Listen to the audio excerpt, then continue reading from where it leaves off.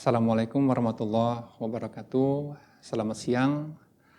Pada siang hari ini kita akan belajar tentang selang keyakinan untuk variansi. Artinya kita mencoba menaksir atau mengestimasi variansi populasi berdasarkan variansi sampel yang diambil begitu. Nah, sebelumnya kita telah belajar tentang selang keyakinan untuk rataan populasi dan selang keyakinan untuk selisih dua rataan populasi gitu. Di mana dalam kuliah sebelumnya dengan memanfaatkan sifat dari distribusi sampling rataan sampel yaitu X bar, di mana X bar itu X bar yang diambil dari setiap sampel itu mengikuti distribusi normal dengan rataan mu X bar dan variansi sigma kuadrat X bar begitu. Nah, sudah kita peroleh bahwa mu X bar sama dengan mu, jadi rataan dari X bar adalah tak lain dari rataan populasi yang dicari ya. Kemudian variansi dari X bar adalah variansi populasi dibagi oleh ukuran sampel begitu. Nah, karena X bar ini mengikuti distribusi normal, kemudian kita mentransformasi X bar ke dalam bentuk standar. X bar transformasi ke dalam bentuk standar Z, yaitu X bar min mu X bar dibagi simpangan baku dari X bar. Ini menghasilkan masukan yang di atas, mu X barnya. Jadi X bar dikurangi mu, ini diakarkan saja variansinya, dibagi sigma per akar N.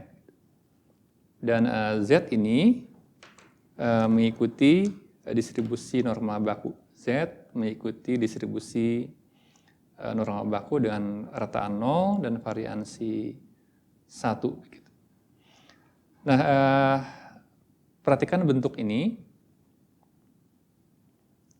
Nah, dalam formula ini kita melihat bahwa rataan sampel ini ada dalam satu formula dengan rataan populasi yang dicari. Nah, karena itu dari formula ini kita bisa menurunkan rumusan selang keyakinan X bar min Z alpha per 2 kali sigma per akar N lebih kecil dari mu, lebih kecil dari X bar plus Z alpha per 2 sigma per akar N. Begitu. Dimana ini adalah standar error. Ini adalah standar error. Gitu. Jadi bandingkan antara standar error dengan standar deviasi, ini tidak sama ya. Dengan simpangan baku. Gitu. Nah, jadi dari formula ini di mana antara penaksirnya yaitu berupa rataan sampel dan yang ditaksir, yang diestimasi mu itu ada dalam satu formula. Maka kita memperoleh formula atau representasi untuk selang keyakinan yang dimaksud. Nah, jadi seperti halnya kita mencari rumusan selang keyakinan untuk rataan. Nah, untuk mencari selang keyakinan untuk variansi pun kita kira-kira harus mencari sebuah formula di mana antara variansi rataan dan variansi populasi ada dalam satu formulasi begitu. Nah, bagaimana triknya begitu? Baik, jadi kita ingin menaksir variansi populasi ini berdasarkan variansi sampel. Jadi ini populasinya, di sini ada rataan populasi dan ada variansi populasi, semua dalam bentuk parameter, tidak berubah. Nah, didekati dengan subhimpunan sebagian saja dari data yang dipopulasi. Maka kita dapat X bar dan S kuadrat. Jadi kita ingin agar rataan sampel ini bisa mengestimasi variansi sampel bisa mengestimasi variansi dari populasi. Variansi sampel bisa mengestimasi variansi populasi. Begitu. Nah, baik kita lihat bahwa jika populasi berukuran N, maka sampel hanya berukuran N saja. Gitu. Jadi data pada populasi, misalkan ini ada N buah data ukuran ya. Misalkan ada X1, X2, ini adalah hasil pengukuran. Satu kuantitas yang kita ukur begitu. Sampai sebanyak X ke N, total data misalkan ya. Keseluruhan data, kita akan lihat bahwa formulanya harus mengikuti distribusi normal dengan rataan mu dan variansi sigma kuadrat gitu ya. Ini sangat logis gitu ya. Kalau kita mengukur sebuah kuantitas dengan cara yang benar, sebaik mungkin, sepresisi mungkin, maka akan cenderung normal data itu gitu ya. Nah kemudian, sampelnya pun kita mengambil misalkan sebagian dari data yang ada. Kita hanya ambil misalkan X1, X2 sampai Xn. Di mana misalkan N ya jauh lebih kecil dibandingkan ukuran populasi ya. Gitu. Seandainya ada begitu. Ini pun akan mengikuti distribusi normal dengan rataan mu dan variansi sigma kuadrat. Gitu. Jadi sampelnya pun akan berdistribusi normal dengan rataan mu dan variansi sigma kuadrat mengikuti induknya karakter data dari populasi begitu. Nah, karena sampelnya pun dia normal, kita biasa mentransformasi dari data yang X, kemudian ditransformasi menjadi Z, sudah kita kuasai persoalan ini, jadi X min mu dibagi simpangan baku dari populasi.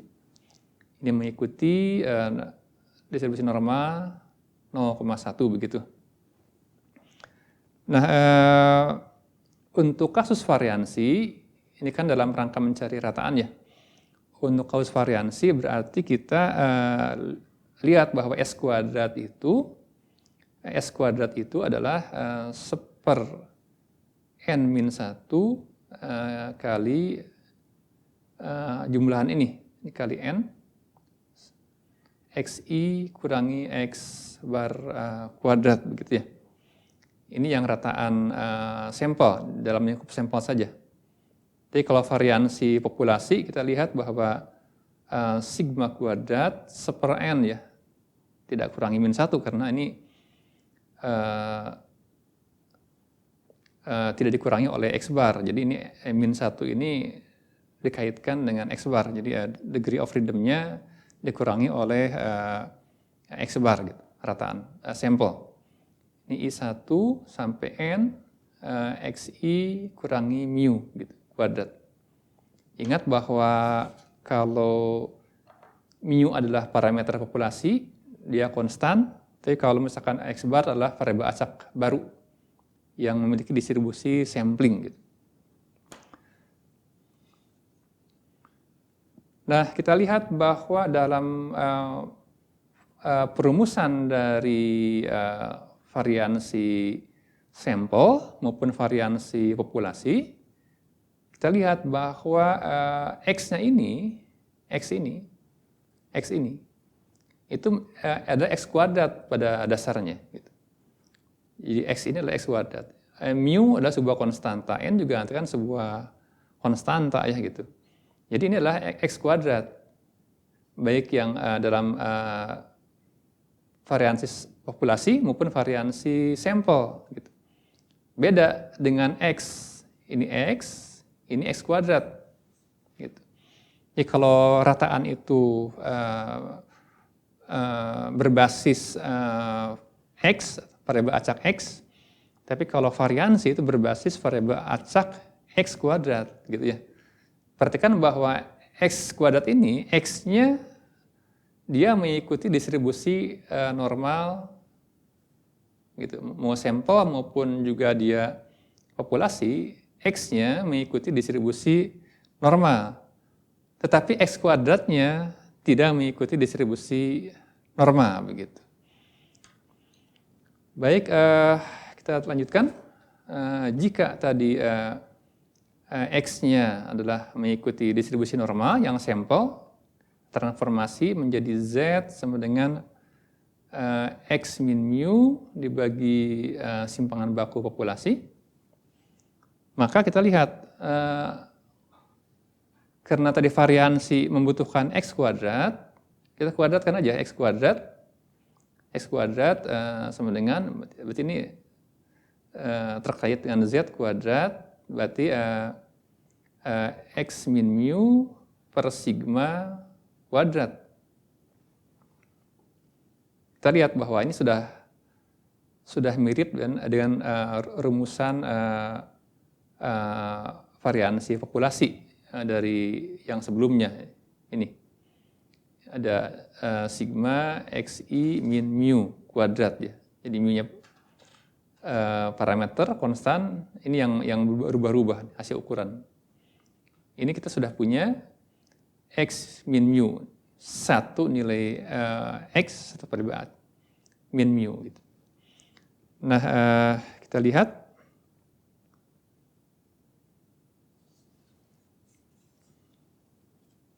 ini sama dengan x min mu kuadrat dibagi sigma kuadrat gitu.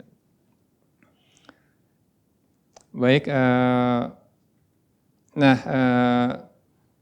jadi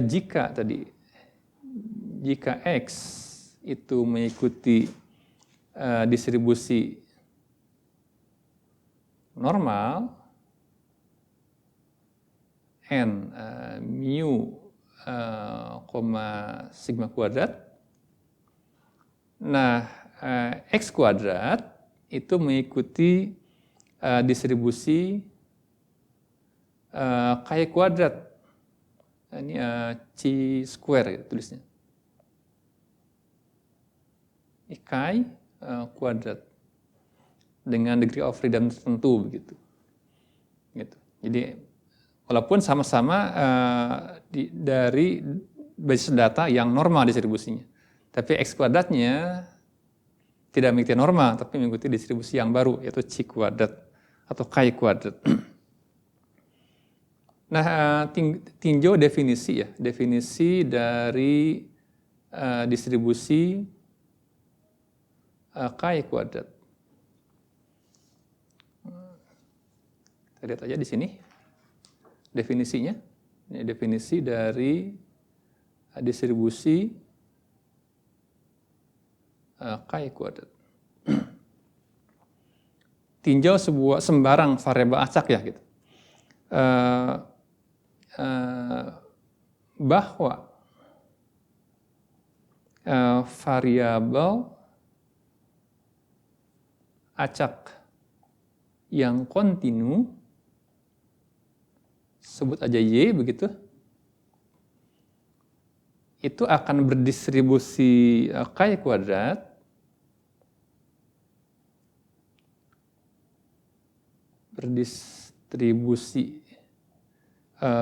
chi kuadrat atau chi square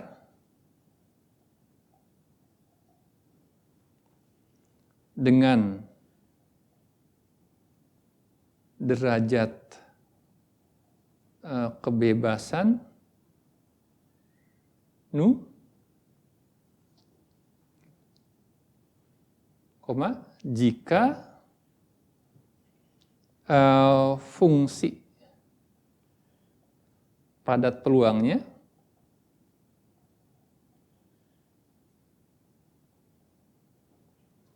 dinyatakan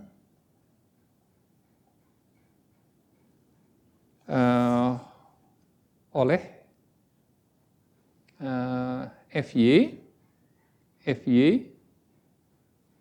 Fy sama dengan 1/2 nu dibagi 2 kali fungsi gamma dari nu per 2 kali y pangkat nu per 2 min 1 dikalikan eksponensial dengan pangkat min setengah y begitu. Ini untuk y positif. Ingat bahwa tadi di awal bahwa x kuadrat itu mengikuti distribusi k kuadrat. Jadi semua positif ya, k kuadrat. Jadi nggak ada yang negatif itu. Di ruang positif semua. Kemudian 0 untuk selainnya. Kemudian dengan rataan, jadi rataan dari mu ini y sama dengan nu dan variansi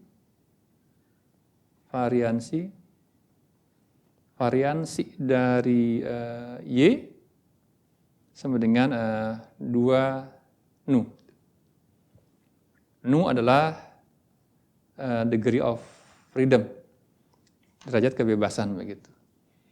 Jadi jika ada variabel acak yang dia mengikuti distribusi k kuadrat, maka variabel acak itu akan memenuhi fungsi ini, fungsi padat peluang ini. Fungsi padat peluang Fj ini. Nah, baik, coba cek tadi yang x kuadrat ini. Kita cek, ini kan z kuadrat ya, x kuadrat. Kita punya transformasi ke hanya mengkuadratkan dari bentuk baku dari distribusi normal. Kita punya ini. Kita cek apakah ini mengikuti distribusi k kuadrat atau tidak begitu. Kita lihat. Jadi z kuadrat sama dengan x min mu kuadrat dibagi sigma kuadrat. Nah, tadi kita sudah mengatakan bahwa di sini tentang variabel acak kontinu y. Ya, makanya nilainya y ini akan mengikuti memenuhi fungsi ini nilainya nih. Nah, kita sebut saja biar konsisten ya. Ini sebagai namanya aja sebagai variabel acak baru y begitu. Nah, apakah ini distribusinya k kuadrat? Cek saja.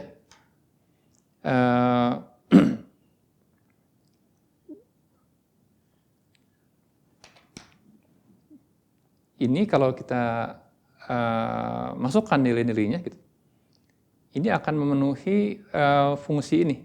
Misalkan GY sama dengan E pangkat eksponen dari eksponen berpangkat min setengah Y, Y-nya ini, dibagi akar 2Y, kali fungsi gamma dari setengah. Kalau kita sedikit rapihkan, 1 akar 2 kali fungsi gamma setengah, 1 per akar Y, eksponen berpangkat min setengah Y. Kita punya begini, 1 per 2 pangkat setengah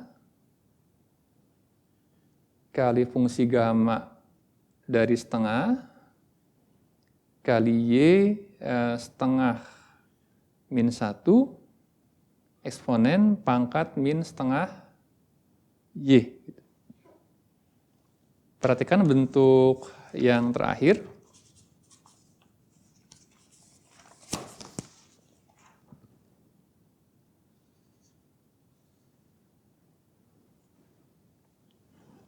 Bandingkan dengan ini.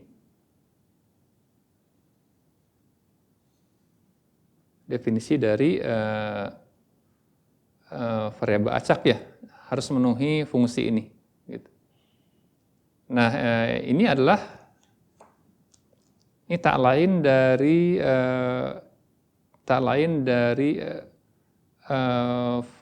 fungsi padat peluang dari Chi kuadrat dengan degree of freedom nu sama dengan 1. Perhatikan bahwa nu di sini berubah menjadi 1. 1/2. Di sini nu per 2, nu-nya jadi 1.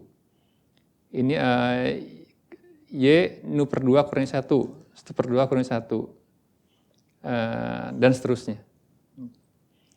Nah, dengan demikian bahwa variabel acak ini itu akan memiliki